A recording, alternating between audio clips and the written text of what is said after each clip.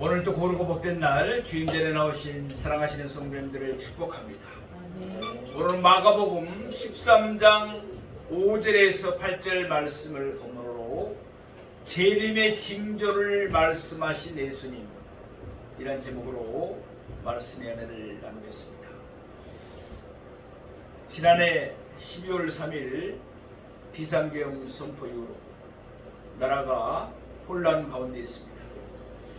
참으로 하나님의 은혜로 속히 안정이 되고 참으로 정의가 물처럼 공의가 강처럼 흐르는 나라가 되도록 계속 기도하십시다. 오늘 본문을 담고 있는 마가복음 13장을 가리켜서 흔히들 감람산 강화라고 말씀합니다. 이는 감람산에서 예수님께서 그의 제자들에게 가르치신 말씀을 기록하고 있기 때문입니다. 감람산 강화는 마태복음 24장과 25장 그리고 누가복음 21장에도 기록되어 있습니다. 감람산 강화의 주제는 한마디로 말한다면 예수님의 재림입니다. 예수님의 초림에 대해서는 우리가 성경을 통해서 많은 것을 알고 있습니다. 그러나 예수님의 재림에 대해서는 우리가 잘 모릅니다. 감람산 강화는 예수님이 친히 자신의 재림에 대해서 말씀하고 있는 놀라운 내용들을 담고 있습니다. 예수님의 제자들은 하나님의 나라가 당장에 나타날 줄로 생각했습니다. 그들은 예수님이 곧 영광 중에 다시 오실 것이라고 여겼습니다. 그래서 그들은 기대하는 마음으로 예수님에게 그 때가 언제이며 또한 그때 무슨 징조가 있을 것인지 물었습니다. 그러니까 제자들의 질문은 두 가지였습니다. 그들은 예수님에게 어느 때와 무슨 징조에 대해서 물었습니다. 이에 따라 예수님은 먼저 5절에서 31절에서 무슨 징조에 대해서 말씀하십니다. 그런 후에 예수님은 32절에서 37절에는 어느 때에 대해서 답하셨습니다. 오늘 본문에서 예수님은 자신이 다시 오실 때 나타날 징조 세 가지를 말씀하고 있습니다. 즉 미혹과 전쟁과 재앙입니다. 그러나 예수님이 말씀하신 바와 같이 아직은 끝이 아닙니다. 이는 어디까지나 시작에 불과할 뿐입니다. 예수님의 의도는 분명합니다. 예수님은 반드시 다시 오실 것입니다. 그러나 예수님의 초림과 재림 사이에는 상당한 시간이 흘러야 합니다. 따라서 예수님은 제자들에게 조급하게 여기지 말고 하루하루 각자의 삶과 사명에 충실하라고 당부하셨습니다. 그렇습니다. 우리도 마찬가지입니다. 우리는 날마다 다시 오실 예수님을 소망 가운데 바라보면서 우리 각자에게 주어진 삶에 늘 최선을 다해야 될 줄로 믿습니다. 그럼 이제부터 오늘 본문의 말씀을 세 대지로 나누어서 좀 더 자세하게 상고해 보도록 하겠습니다. 첫째로 미혹이 있을 것입니다. 우리는 본문 마가복음 13장 5절 말씀을 보겠습니다. 예수께서 이르시되 너희가 사람의 미혹을 받지 않도록 주의하라. 아멘. 성전을 떠나시면서 예수님은 성전의 건물들이 돌 하나도 돌 위에 남지 않고 다 무너뜨리리라고 말씀하셨습니다. 예수님이 말씀하신 대로 주 70년 예루살렘 성전은 로마의 군인들에 의해서 돌 하나도 돌 위에 남지 않고 다 무너뜨려졌습니다. 이렇듯 성경에 기록된 예수의 말씀은 다 정확하게 이루어집니다. 아무튼 제자들은 예수님에게 예수님이 다시 오실 때 무슨 징조가 있을 것인지 물었습니다. 예수님은 첫째 징조로 사람의 미혹이 있을 것이라고 말씀하셨습니다. 예수님이 말씀하신 대로 예수님이 승천하신 후부터 예수님이 오실 때까지 사람의 미혹은 계속될 것입니다. 마지막 때가 가까울수록 사람의 미혹이 더욱더 심해질 것입니다. 오늘날과는 비교할 수도 없을 정도로 극심해질 것입니다. 가히 각 시대 각 나라마다 사람의 미혹은 끊임없이 이어졌습니다. 예수님이 장교하신 대로 우리는 사람의 미혹을 받지 않도록 해야 합니다. 그러면 사람의 미혹은 어떤 식으로 나타납니까? 예수님은 다음 절에서 밝히고 있습니다. 우리 마가복음 13장 6절 말씀 보겠습니다. 많은 사람이 내 이름으로 와서 이르되 내가 그러하여 많은 사람을 미혹하리라. 많은 사람이 예수님의 이름으로 올 것입니다. 다시 말해서 예수님의 이름을 빙자해서 거짓 선생이나 거짓 선지자가 이 땅에 많이 나타날 것입니다. 그들은 마치 자기들을 따라야만 구원을 받는 것처럼 사람들을 미혹할 것입니다. 심지어 그들 가운데는 뻔뻔스럽게도 내가 그라 말하는 자도 있을 것입니다. 다시 말해서 내가 그리스도다 또는 내가 바로 재림 예수다 주장하는 자들이 있을 것이라는 말입니다. 우리나라에도 자칭 자기가 재림 예수라고 말하는 사람이 36명이나 있다고 합니다. 어리석게도 많은 사람들이 그들의 미혹에 빠지고 있습니다. 누가복음 21장 8절 말씀 보면 거짓 선지자나 거짓 그리스도가 사람들을 미혹할 때 흔히 쓰는 수법이 나옵니다. 그들은 예수님이 다시 오실 때나 세상이 끝날 때를 엉터리로 예언합니다. 그런 후 그들은 시한부 종말론을 주장하면서 때가 가까이 왔다 하며 순진한 사람들에게 겁을 줍니다. 우리나라도 이장님 시한부 종말론을 주장했던 그들의 결과를 우리는 잘 알고 있습니다. 심지어 마가복음 13장 22절 말씀을 보면 마지막 때에는 거짓 그리스도들과 거짓 선지자들이 일어나서 이적과 기사를 행할 것입니다. 그러면서 그들은 미혹할 수 있으면 하나님이 택하신 자들이라도 미혹하려고 들 것입니다. 그러나 그들은 결코 택함받은 자들을 미혹하지는 못합니다. 왜냐하면 하나님이 그 택하신 자들은 끝까지 지켜주시기 때문입니다. 그러나 택함을 받지 못한 자들은 거짓 선지자들과 거짓 그리스도가 행하는 이적과 기사를 보면서 죄다 미혹에 빠질 것입니다. 불교에서는 나는 재림한 석가모니라고 주장하는 사람들이 없습니다. 또한 이슬람교에서도 나는 죽었다가 다시 살아난 마호메트다라고 떠벌리는 사람도 없습니다. 그런데 왜 우리 기독교는 유달리 거짓 선지자나 거짓 그리스도가 많이 나타날까요? 그 이유는 우리 기독교가 참이요 진짜이기 때문에 그렇습니다. 진짜에는 가짜가 생겨나기 마련입니다. 그러나 이미 가짜인 것에는 더 이상 가짜가 생길 이유가 없습니다. 마귀가 거짓된 종교에 거짓된 것을 더하려고 애쓸 필요가 없을 것이기 때문입니다.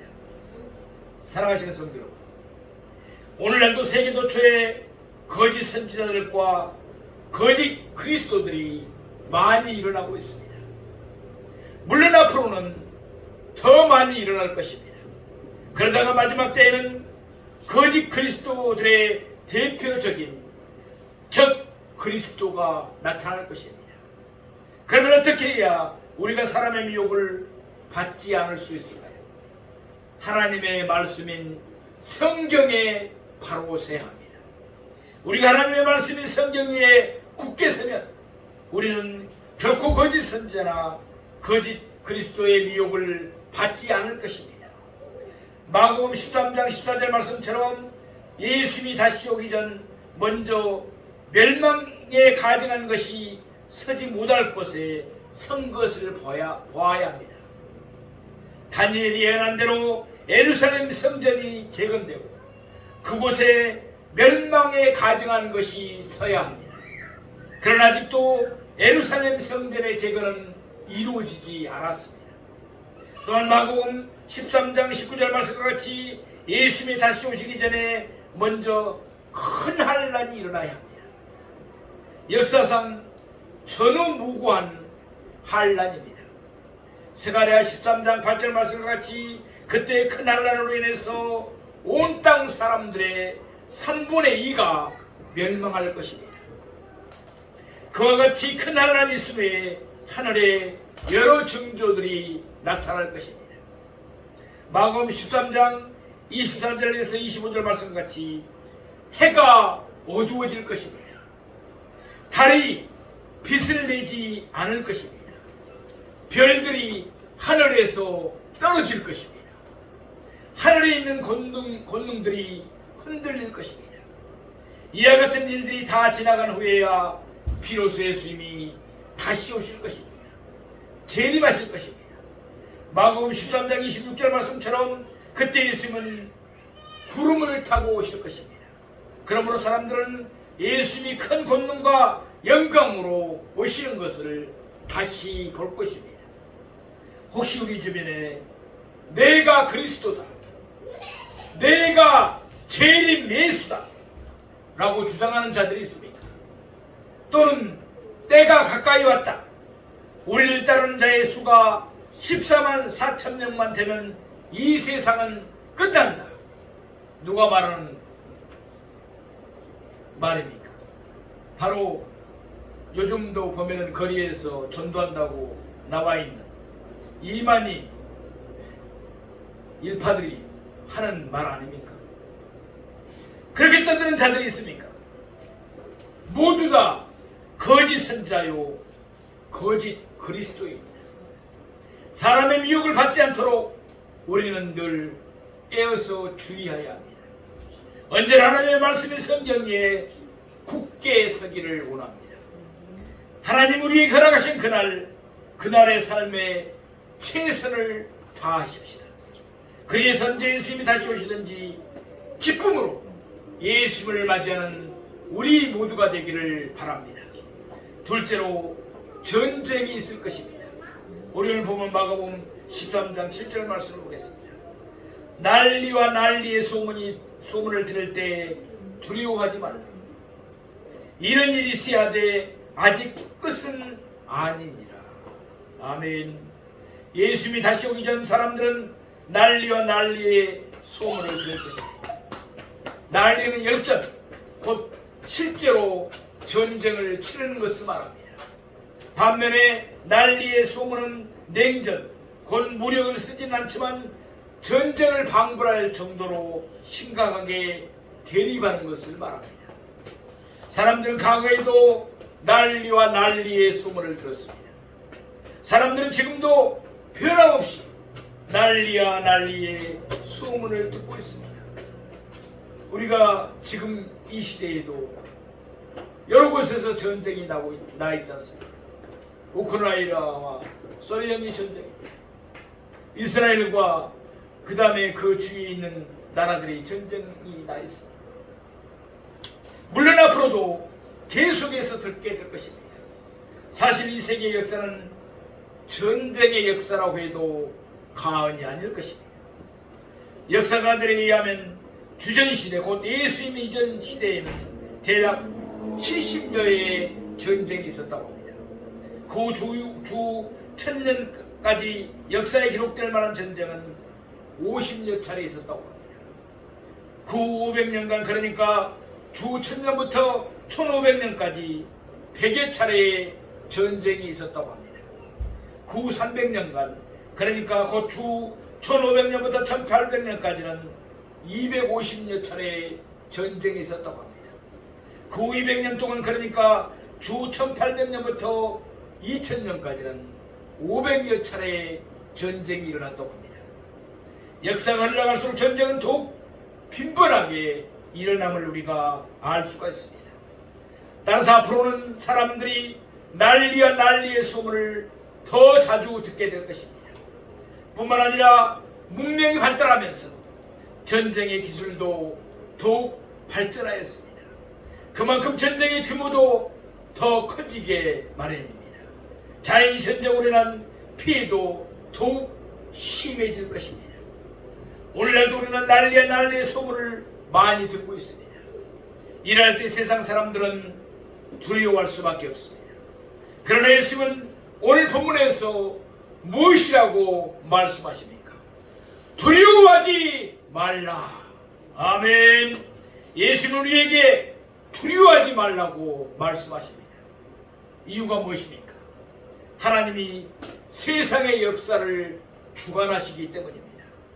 마태복음 10장 29절에서 예수님이 말씀하신 바와 같이 참새 한 마리도 하나님의 허락 없이는 이 땅에 떨어지질 않습니다. 하나님이 모든 것을 주관하고 계시기 때문입니다. 세상 사람들은 성경도 하나님의 주권도 알지 못합니다. 그러므로 난리와 난리의 소문을 들을 때 그들은 두려워할 수밖에 없습니다. 그러나 우리는 하나님의 절대 주권을 믿는 하나님의 자녀들입니다. 그러기에 난리와 난리의 소문을 듣더라도 우리는 전혀 두려워할 이유가 없습니다. 그러면 왜 이 세상에는 난리와 난리의 소문이 끊임없이 일어나는 것일까요?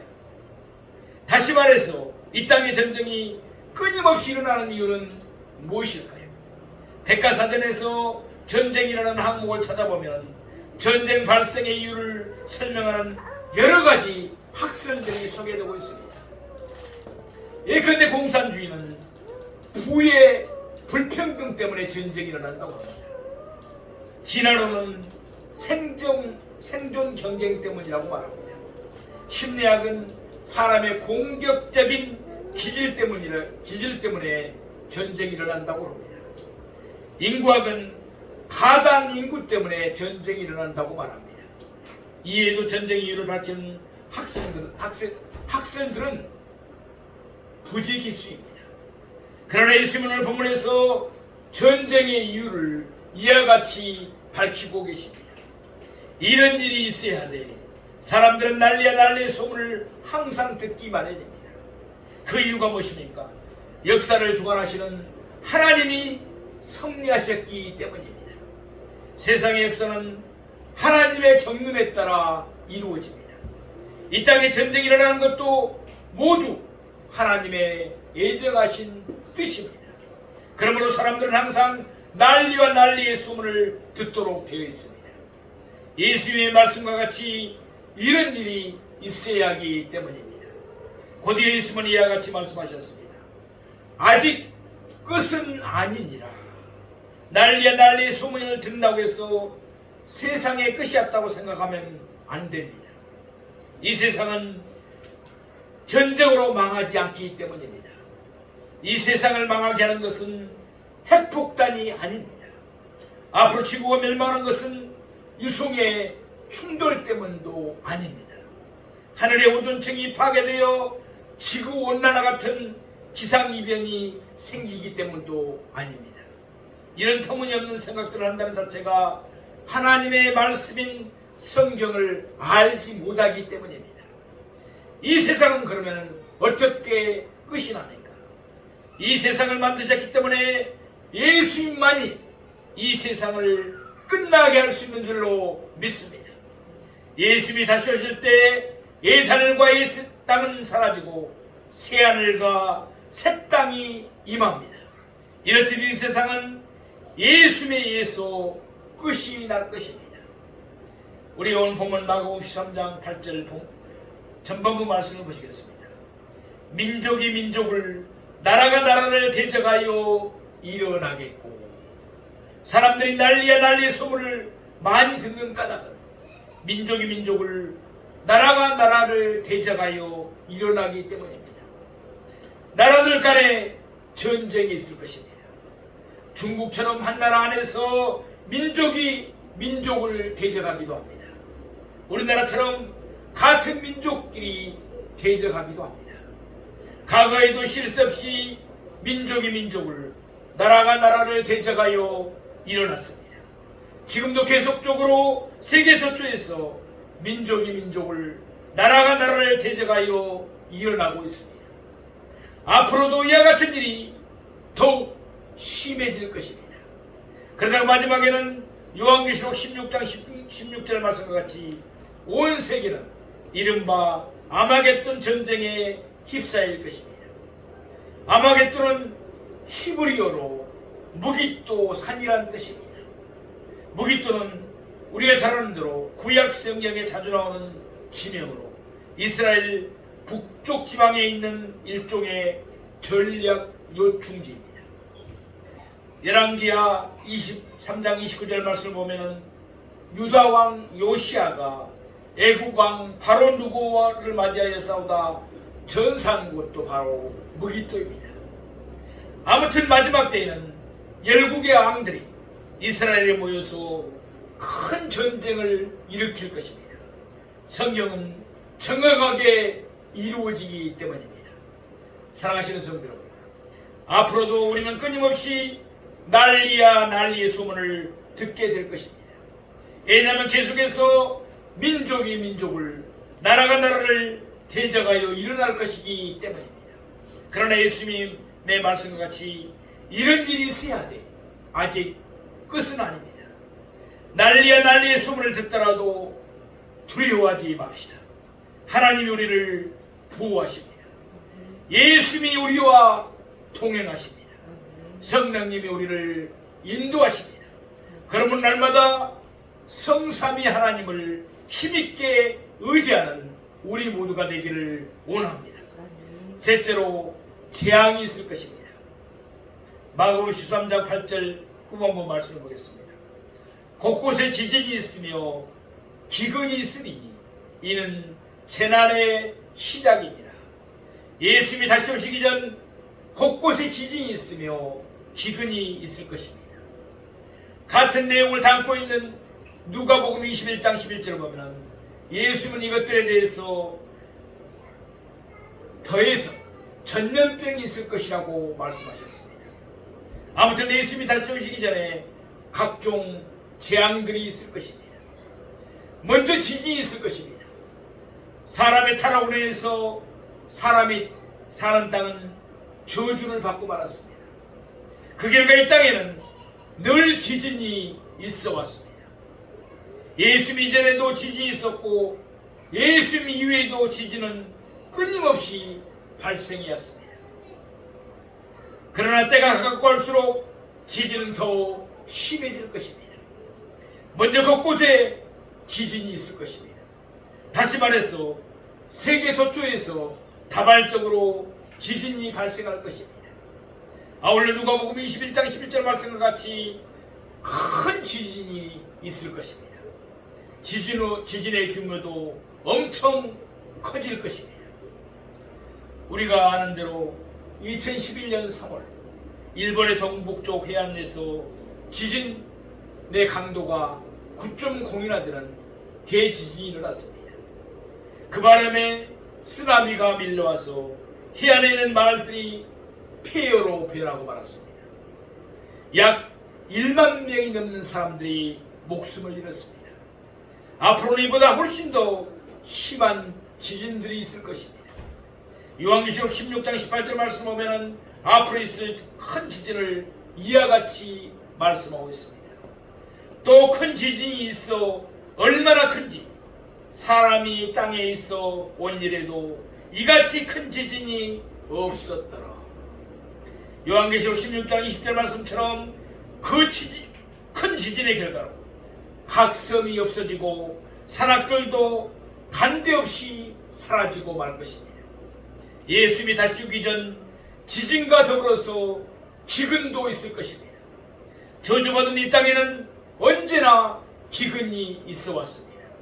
오늘날도 우리가 잘 아는 대로 아프리카나 북한 땅에서는 많은 사람들이 기근 때문에 고통을 당하고 있습니다. 물론 갈수록 기근이 더 심해질 것입니다. 요한계시록 6장 6절 말씀과 같이 앞으로는 한 대라니온에 밀 한 대가 될 때가 있을 것입니다. 무슨 말씀이에요? 하루 종일 일한 번 돈으로 고작 밀 한 대밖에 살 수가 없다는 것입니다. 그만큼 식량난이 심해질 것입니다. 그러다가 요한계시록 6장 8절 말씀과 같이 마지막이 가까이 오면 온 땅 4분의 1이 죽임을 당할 것입니다. 검으로 죽임을 당할 것입니다. 이는 전쟁으로 죽는다는 말씀입니다. 전쟁의 결과 흉년이 될 것입니다. 먹지 못해 죽는 사람들도 많이 생겨날 것입니다. 게다가 땅의 짐승들이 사람을 죽이는 일에 쓰임을 받습니다. 예컨대 14세기 유럽에서 발생했던 흑사병을 우리는 잘 알고 있습니다.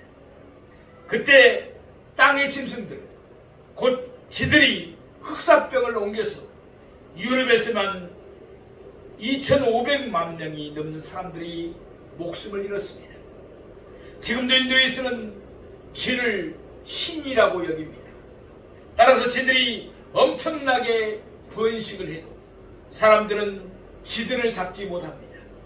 그 결과 쥐들은 마음 놓고 많은 양의 곡식을 먹어치우고 있습니다. 그만큼 사람들은 기근에 시달려야 할 것입니다. 아무튼 때가 가까우면 곳곳에 지진이 있으며 기근이 있을 것입니다. 그리고 누가복음 21장 11절 말씀과 같이 전염병도 있을 것입니다. 흑사병과 같은 전염병이 이미 지나갔습니다. 그러나 얼마 전 우리가 잘 아는 대로 사스, 그리고 지금도 발생되고 있는 조류독감, 코로나19 같은 새로운 전염병이 전 세계적으로 나돌기도 합니다. 이제 오늘 본문은 이와 같이 끝맺음을 하고 있습니다. 이는 재난의 시작이니라. 미혹과 전쟁과 재앙은 재난의 시작이라는 말씀입니다. 이 말씀은 예수님이 감람산 강화 전체를 바르게 이야기한 길잡이의 역할을 하고 있습니다. 대단히 중요한 말씀입니다. 미혹과 전쟁과 재앙은 늘 있습니다. 그러나 갈수록 속도가 점점 빨라지고 규모가 더욱 커질 것입니다. 마지막에는 엄청난 속도로, 엄청난 규모로 진행될 것입니다. 그러다가 예수님이 다시 오시면 이 세상은 끝이 납니다. 종말입니다. 사랑하시는 성도 여러분, 사도행전 1장 7절 말씀과 같이 때와 시기는 하나님의 고난에 두셨습니다. 그러므로 우리의 알 바가 아닙니다. 언제 예수님이 다시 오시더라도 우리는 심판이 없습니다.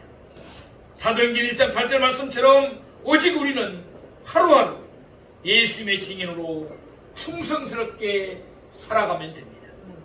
이번 한 주간도 무엇을 하든지 또한 누구를 만나든지 예수님을 나타냅시다. 예수님을 전합시다. 그래서 예수님의 돌보심과 인도하심을 받으며 족한 은혜 가운데 살아가는 저와 여러분이 되시기를 주님의 이름으로 축원드립니다.